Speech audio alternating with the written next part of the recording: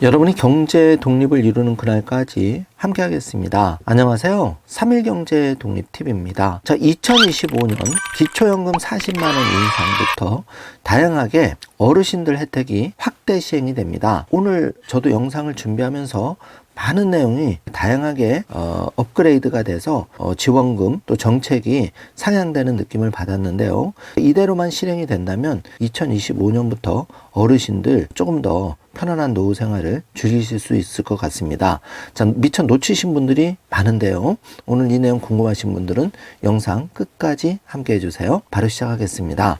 자, 정부가 요즘 민생 토론회를 개최하고 있는데요. 정부가 강원도 원주에서 22번째 민생 토론회를 개최했는데 여기에 어르신들의 행복한 노후 생활 그 정책을 담은 좋은 정책들이 많이 나왔습니다. 내가 놓치고 있던 부분도 굉장히 많은데요. 지금부터 핵심만 자세하게 살펴보겠습니다. 자, 먼저 전체 어르신의 10% 이상의 일자리가 제공된다는 반가운 소식인데요.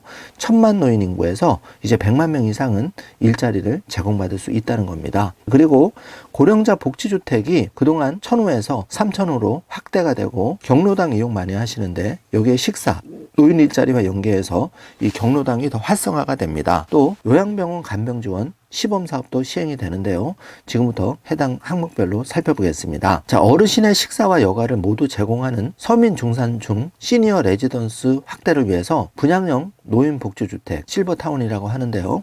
2025년 다시 도입이 됩니다. 또 실버스테이와 헬스케어 리츠 등 새로운 유형의 노인주택도 도입이 되고요. 고령자 복지주택의 연간 공급 규모를 3,000가구까지 확대합니다. 또 역량 있는 어르신들이 안정적으로 일할 수 있도록 전체 어르신의 10% 노인 일자리 제공이 되고 현재 경로당에서 42% 그러니까 평균 주 3.6일 정도 제공되는 식사를 앞으로 노인 일자리와 연계해서 단계적으로 늘린다는 반가운 소식입니다. 중증 어르신에 대한 재가 요양 급여액을 시설 수준으로 단계적 인상하기로 했고요.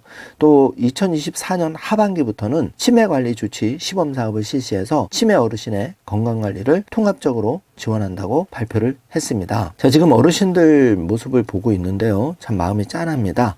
그동안 대한민국 국가 경제 발전을 위해서 헌신하신 분들인데요. 자, 이분들의 노후가 조금이라도 편안할 수 있도록 정부가 앞으로 더 많은 신경을 써야 된다고 개인적으로 생각하고 있습니다. 자, 편안하고 안전한 일상 부분을 좀 살펴보면은 정부가 그 분양형 주택을 재도입하기로 했고 그 실버타운 활성화를 이제 추진한다고 발표를 했는데요. 60세 이상 누구나 입주할 수 있도록 기존의 독립형 생활이 가능한 자 이 요건이 폐지된다고 하니까 참고해 주시기 바라고요. 또 서비스 질을 향상시키기 위해서 리츠사 장기 요양기관 또 호텔 요식업체 보험사 등 이 다양한 기관이 신규 진입할 수 있도록 위탁 운영 요건도 대폭 개선하기로 했다는 반가운 소식이고요. 중요한 포인트가 여기 나오는데 실버타운 입주 시 실거주 예외 사유로 실버타운에 입주해도 주택연금을 계속 받을 수 있다는 반가운 소식입니다. 이건 매우 중요한 내용입니다. 자, 무주택 노인 가구를 위한 고령자 복지주택 공급을 연 3,000가구로 종전 1,000가구에서 3배 확대하기로 했고 2024년부터는 고령자 특화시설 서비스를 제공하는 중산층 고령가구를 대상으로 한 기업형 장기임대주택인 실버스테이 시범사업을 실시하기로 했습니다.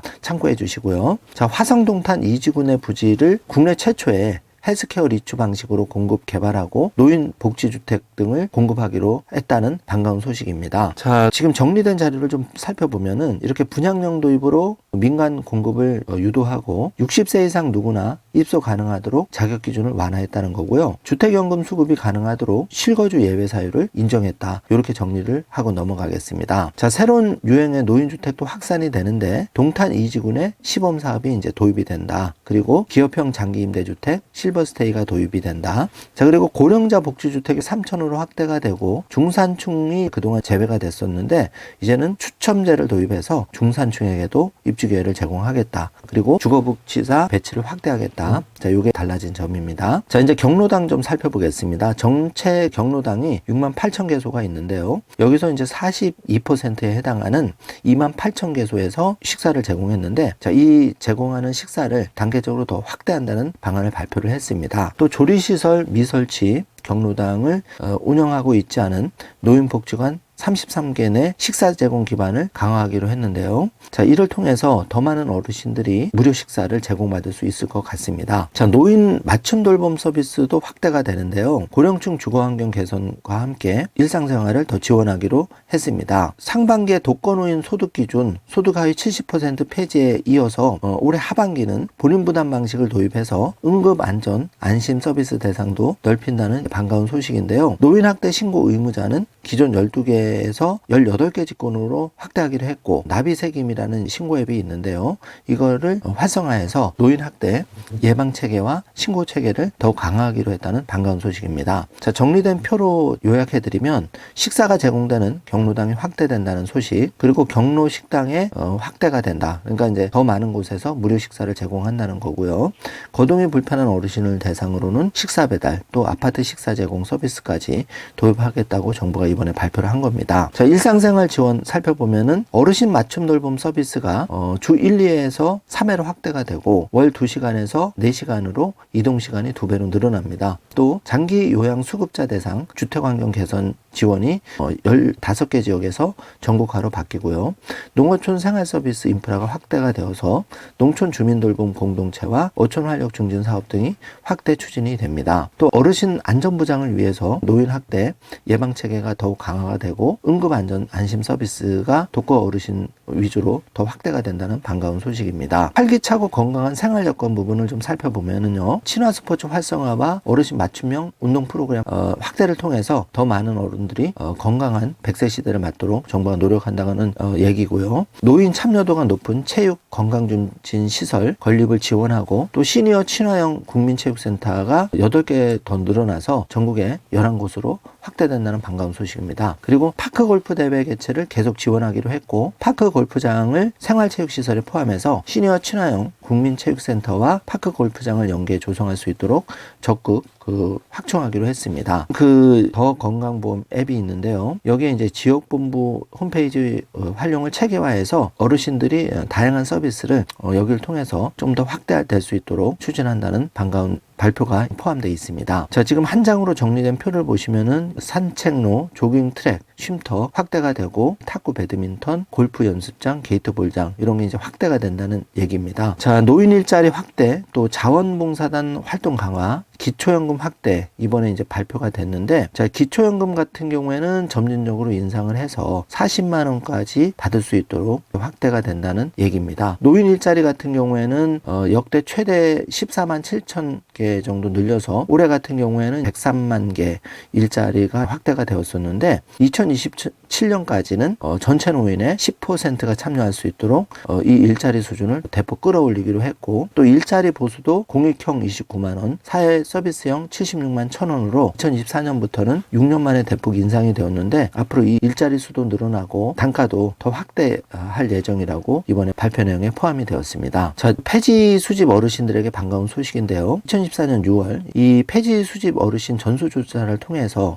폐지 줍는 노인들의 일자리 제공하고 보건복지 서비스도 연계해서 지원한다는 반가운 소식입니다. 자, 지역사회 공헌 그리고 재능 나눔 활동 등을 수행하는 그 지역 내 어르신 자원봉사 활동비를 1인당 연 20만 원 이내 지원하기로 했고요. 자, 어르신 기초연금이 국민연금 개혁 논의와 연계해서 지급액을 최대 월 40만 원으로 단계적으로 인상한다는 반가운 소식입니다. 이를 통해서 정부가 노인병고 해소를 지원한다는 얘기인데요.